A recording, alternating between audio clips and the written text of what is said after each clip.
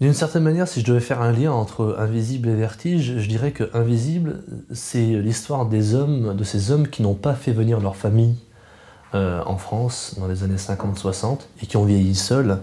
Là, pour le coup, Vertige, c'est un petit peu l'autre pendant. C'est un père qui, pour le coup, a opté pour le regroupement familial. La chose qui m'a le plus, je dirais, motivé pour écrire sur ce thème, c'est surtout de travailler en fait sur la différence, j'allais dire, d'univers entre les enfants grandis ici sur la terre d'accueil et les parents, notamment le père, avec une image fantasmée, voire chimérique du pays d'origine.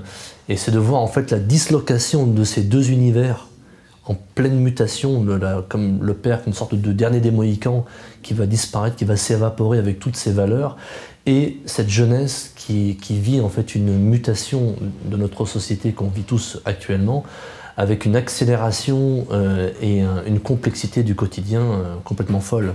Et c'est la rencontre de ces deux mondes. Forcément, c'est un petit peu mon histoire parce que je vais dire, j'observe mes parents vieillir, je me demande ce que je vais garder de ce qu'ils m'ont légué.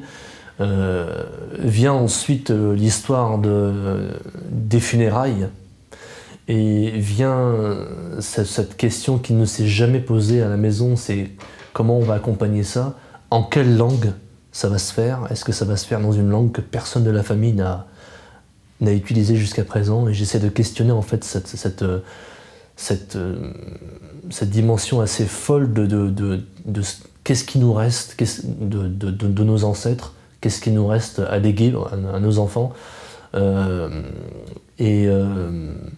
Et forcément, ça me... Je dirais dans ce projet, c'est quelque chose en fait c'est cette question qui traverse toute la pièce et auquel je donne pas forcément de réponse. C'est un huis clos avec des buffets à l'ancienne des années 80 qui vont apparemment, on a l'impression que c'est un univers assez réaliste, mais c'est un univers mouvant, inquiétant, qui va au fur et à mesure va bouger, va nous emmener vers un ailleurs. Et effectivement, il y a toute une dimension métaphysique qui va commencer à se mettre en place, d'où le vertige du personnage principal qui se fait complètement, j'allais dire, bouffer par toutes ces angoisses, parce que tout simplement il revient dans un milieu qu'il a cherché à fuir toute sa vie. On a joué Invisible en 2013, je crois, et c'était simplement extraordinaire. J'avais pas envie de quitter le théâtre du tout. Et revenir ici avec Vertige, c'est formidable parce que j'ai l'impression de continuer une aventure précieuse.